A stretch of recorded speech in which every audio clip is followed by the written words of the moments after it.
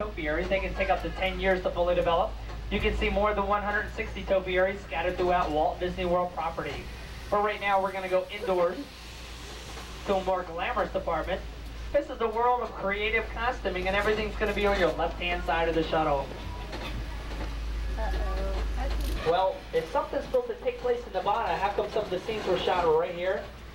Well, when a production crew travels to towns and cities to film on location, they often run into problems they have little or no control over, such as crowds, traffic, or even noise. That's why a lot of times they prefer to shoot here on our studio backlot. For this portion of our backlot coming up, hey Kevin, hey Mike, we'd love to come down here and live at Walt Disney World with you guys. Well, before you pack your bags, make your final decision, move on down. Take a closer look through this first house on the right.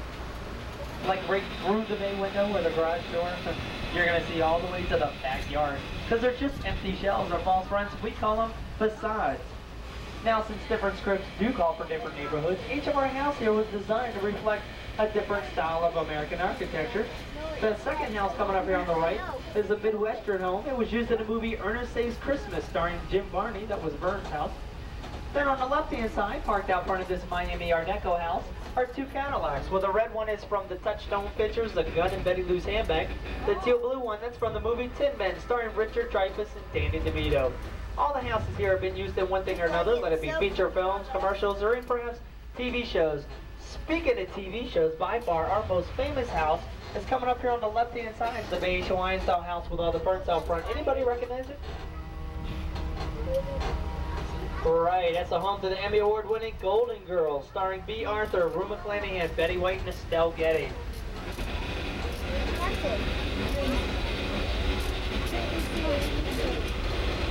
Well, if you remember the Golden Girls, you may remember their neighbors. The Weston's, their house is coming up here on the right. It's a two-story beach house. And that's from the hit sitcom Empty Nest, starring Richard Mulligan, David Leisure, Diana Manoff, Park Overall, and Bear the dog who plays Dreyfuss. Speaking of dogs, every neighborhood should have a dog, right? Well, ours is no exception. Except, our dog's a little unusual. He stands 30 feet tall and he smokes a pipe. He's the Bulldog Cafe from the movie The Rocketeer. No. That's where the Flyers meet to eat. The plane out front is what's known as the GB. It was given to the movie's hero at the end of the film. Right in front of our shuttle, a little bit to the left, is our very own slice of the Big Apple. It's New York Street. What we're going to do is we're going to take a little detour. We're going to bypass New York Street. But we'll be back here a little later on because New York Street holds a great photo opportunity. As we go around the corner though, now is the best time for me to say hi to everybody in the back. Hi everybody in the back. How you doing back there? All right. Now I don't have everybody waving, folks. It is a requirement to wave to me on these corners. If not, I will detach your car and leave you behind. There we go. I'm just kidding, by the way. I can't do that. Coming up here on the right-hand side is one of our largest storage prop areas, what we call our boneyard. It's like a big outdoor attic. You see, Walt Disney World is exactly like my mom. They never throw anything away. The black speedboat on the corner was custom built for Walt Disney's 100 Lives of Blackjack Savage. That was modeled after the fastest plane in the world, the SR-71 Blackbird spy plane. The helicopter cockpit is from the movie Blue Thunder, starring Roy Scheider. We have a black plastic car with the green spokes. That was used in The Untouchables, starring Sean Connery and Kevin Costner. And the silver tail section of this airplane, that's the least recognized but the most famous prop we have here in the boneyard. That is the original prop used in the 1942 classic Casablanca, starring Humphrey Bogart and Ingrid Bergman. Now the front has been restored. It's at a great movie ride which is located inside the Chinese Theater. Now folks, I need you to sit all the way down in your seats, please. There we go, thank you. Coming up here on the right are three blue cars.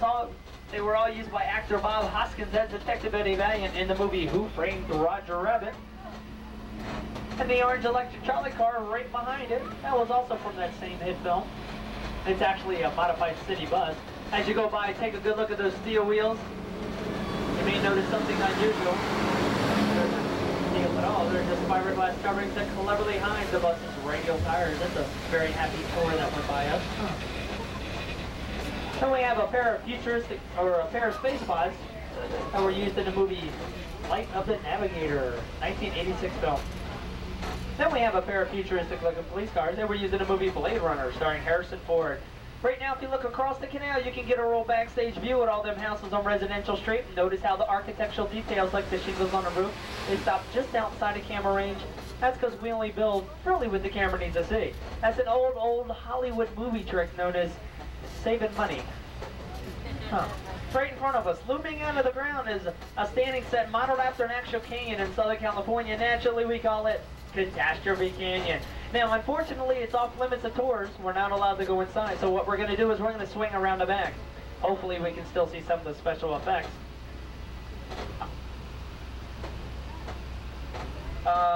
Kevin, where are we going? Hey Mike, guess what? What? I got clearance to go inside. I guess they're on some kind of break or something. We're going inside? Hey, this is great. All right. Imagine that. Wow. First thing we're going to do is go across a real rickety bridge, so make sure you keep a firm grip on any loose items that you have, like purses, hats, cameras, camcorders, or even your favorite child. And for your own safety, folks, please remain completely seated. Now, Kevin and I were out here the other day, and we were watching them shoot some of the scenes and the special effects they use. They are fantastic. Well, doesn't look like anybody's in here. I guess we're okay. As you come in, take a look off to the left. Notice that tanker truck up there. I know it doesn't look too good, but they tell me it runs great. We just couldn't drive it across a ravine to get it in there. Then it had to be hoisted up over top the canyon wall and then put in place with a crane. Then they set the parking brake. I hope somebody set the parking brake. Anyway, I remember in this particular scene, it calls for a real downpour. I'm in a torrential rainstorm. Well, everybody knows in the movie business, time is money, so we can't always wait around for Mother Nature, especially on a beautiful day like it was earlier. When the cameras are ready to roll, the rain has to be ready to fall, and better yet, it has to fall right on cue. More or less when the director says, lights, camera, and action. Now, to create a rainstorm, we would use high-powered rain valves located on top of the canyon. Just outside of Camarines, they shoot the water out just like this, which we're not supposed to be getting. They don't usually run the rain scene unless they're going to be doing some sort of filming in it. Uh-oh. Scene one, no cut. Hang on, everybody. Now we got guests in here. Uh-oh. Looks like we're part of the production. See what's the earthquake scene. Hang on, everybody.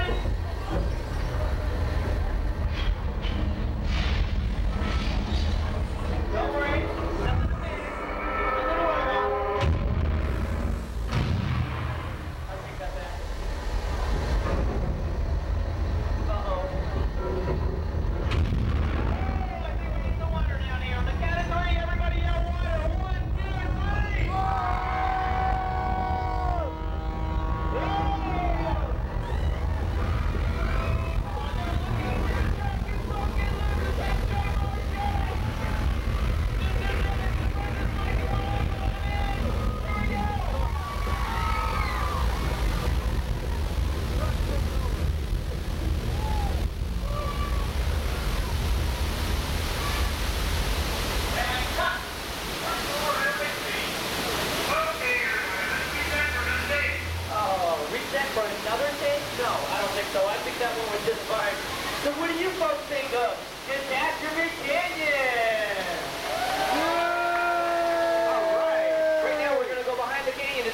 Special effects really work. We're all clear.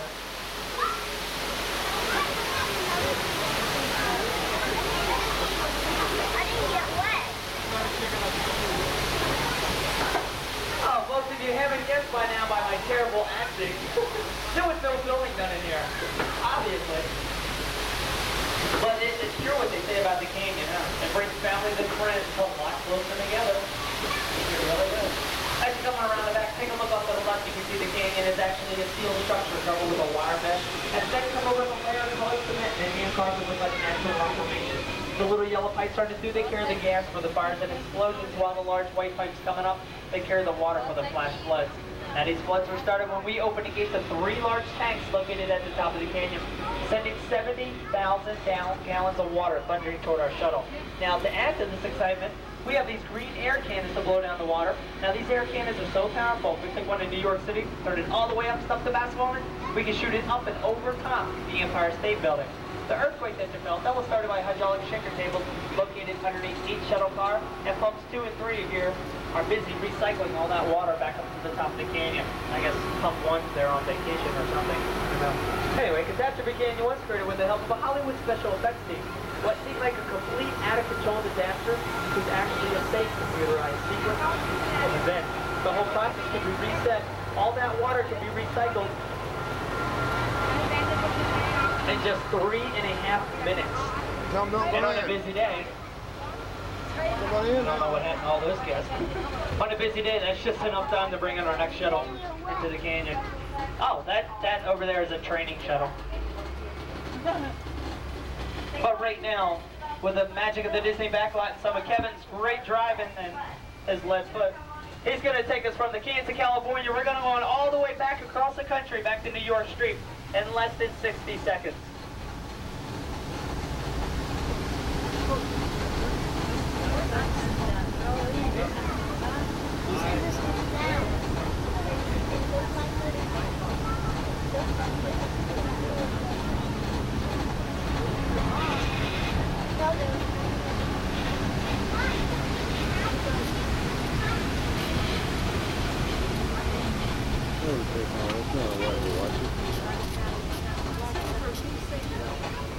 Alright, before we hit New York Street, as we go around the corner, I gotta check up on something here.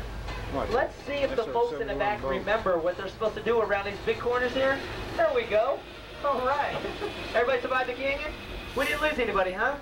Not like that family from Ohio, huh? Anyway, over here on the right-hand side is our new backlot theater for the Beauty and the Beast show. We tore down the old one up front. We're making way for a new street called Sunset Boulevard with a new attraction called the Twilight Zone Tower of Terror. And that's going to feature a 13-story free-fall drop right into an elevator shaft. So, folks, do me a favor. Mark your calendar. Summer of 1994. Come on back and we'll all do it right after lunch. You'll see things you've never seen before. Here comes that great photo opportunity. Plus we're on camera. Take your cameras out. Point them off to the right-hand side of the shuttle, right down through this archway. You're going to see our very own New York skyline right here in Orlando. That's an old Hollywood movie trick known as forced perspective. They're really just painted flats about 3.5 inches thick. The real Empire State Building stands well over 100 stories tall. Ours is just over 4. And last but not least, that smoking mechanical monster right there. That's the original Toontown Dipmobile that was used by Judge Doom in Who Framed Roger Rabbit. And it looks like it's going to signal the end of our tour. Folks, once again, please remain seated till the shuttle has come to complete stop when the doors are fully open. If you have one of those nifty little strollers, we ask that you open them up on the opposite side, the yellow line and the blue poles, because these doors will be coming in.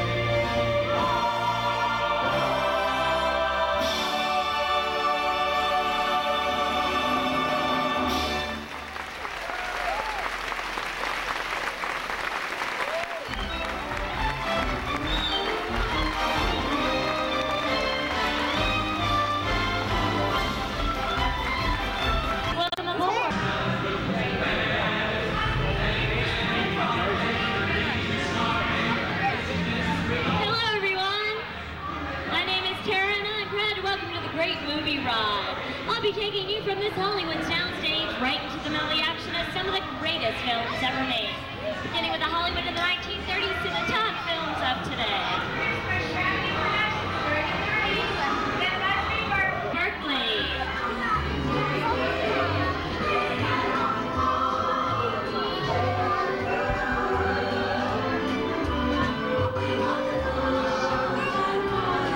In 1952, Gene Kelly was Singing in the Rain. And up ahead, Julie Andrews and Dick Van Dyke in the 1964 Academy Award-winning film Mary Poppins. Let's listen in. Come on with the rain, I'm a smile. Chim chimney, chim chim, chimney, chim chim.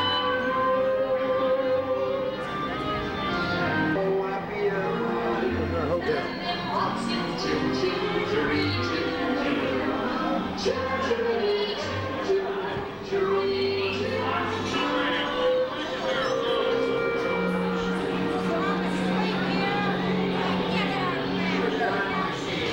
the rooftops of London, we now move towards the unknown dangers that lurk in the shadows of the big city. This is the underworld, scene of such classic gangster films as The Public Enemy, starring the great James Cagney.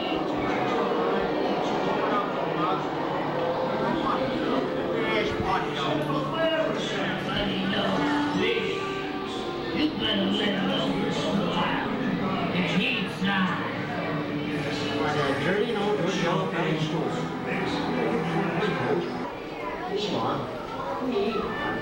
Somebody's coming! Somebody's coming! Get down! Or is it them? Nah, just a bunch of rubbernecking tourists. Shut up, you two. You want to blow off Kevin? Ladies and gentlemen, we are currently experiencing minor technical difficulties. Please remain seated. The great movie ride will continue in a moment. Sorry about the delay, folks. We should have Hey, look at Outfit back there. Yeah, I'm talking to you. Come in. Just who do you think you are?